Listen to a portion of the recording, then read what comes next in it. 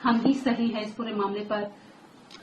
एक तो मैं बिल्कुल ही सरप्राइज नहीं हूं जिस तरीके से जिस डायरेक्शन में स्पीकर का डिसीजन जा रहा है।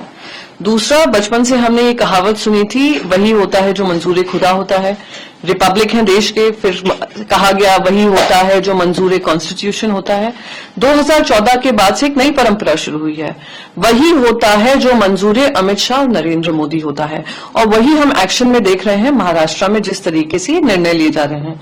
मेरा एक मूल सवाल है, 2018 का अगर constitution, amended constitution election commission के पास नहीं था, जो अभी हमें स्पीकर के माध्यम से पता चल रहा है, तो उसके आधार पर हर जो संवाद होता था इलेक्शन कमीशन का, हमारे पार्टी लीडरशिप उद्धव बाला साहब ठाकरे जी के पास क्यों जाता था?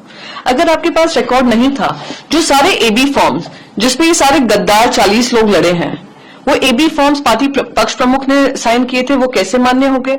और चलिए मैं ये भी मान लूं कि आपको अमेंडेड कॉन्स्टिट्यूशन में सहमति नहीं थी, तो किसने इलेक्शन कमीशन में आपको जाने से आपके हाथ रोके थे या पैर बांधे थे? आपको 2022 में याद आता है कि आपका संविधान क्या होता है? ये कुछ नहीं है, ये मौका परस्ती है, अनफॉर्चुनेट कॉम्प्रोमाइज ऑफ एथिक्स है। जिस चीज को सुप्रीम कोर्ट ने इलीगल और अनकॉन्स्टिट्यूशनल बोला था, उसको वैध करने का काम हो रहा है, ये दुर्भाग्यपूर्ण है। वो आगे ये भी कह रहे थे कि यूपीटी गुट के पास कोई रिकॉर्ड नहीं है, कोई आपके पास कोई मटेरियल भी नहीं है। वही मैं कह रही हूँ, वो ये कह रहे हैं 2018 का कॉन्स्टिट्यूशन का रिकॉर्ड उनके पास नहीं है, अमेंडेड कॉन्स्टिट्यूशन का। तो मेरे इलेक्शन कमीशन से एक ही सवाल है, आप इंट्रा पार्टी डेमोक्रेसी की बात कर रहे हैं, आप भारतीय जनता पार्टी से पूछे, इंट्रा पार्टी डेमोक्रेसी तो दूर की बात है, इंटर अलायंस डेमोक्रेसी है कि नहीं उनके पास? दूसरी बात, आप कह रहे हैं आपके पास रिकॉर्ड नहीं था। रिकॉर्ड नहीं था तो आपने सारे एबी फॉर्म्स को मान्यता किस आधार पर दी? अगर इंट्रा पार्टी डेमोक्रेसी नहीं थी और लोगों को कुछ लोगों को जो अब गद्दारी के उस पर उतर आए हैं, उन गद्दारों ने इलेक्शन कमीशन पे जाकर क्यों नहीं कंप्लेंट दायर की?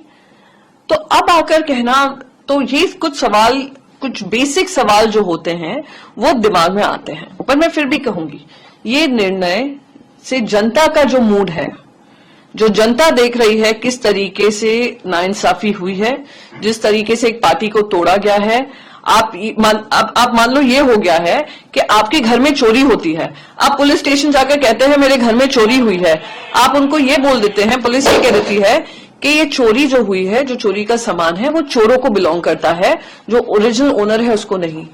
आज जो काम हुआ है वही हुआ है इलेक्शन कमीशन के निर्णय से को लेकर, और आज इलेक्शन कमीशन का ये कहना कि हमारे पास ये कोई रिकॉर्ड नहीं है 2018। नमस्कार, मैं हूं मानक गुप्ता।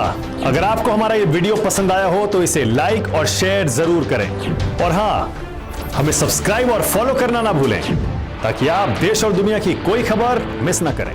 तो जुड़े रहिए हमारे साथ और देखते रहिए News 24।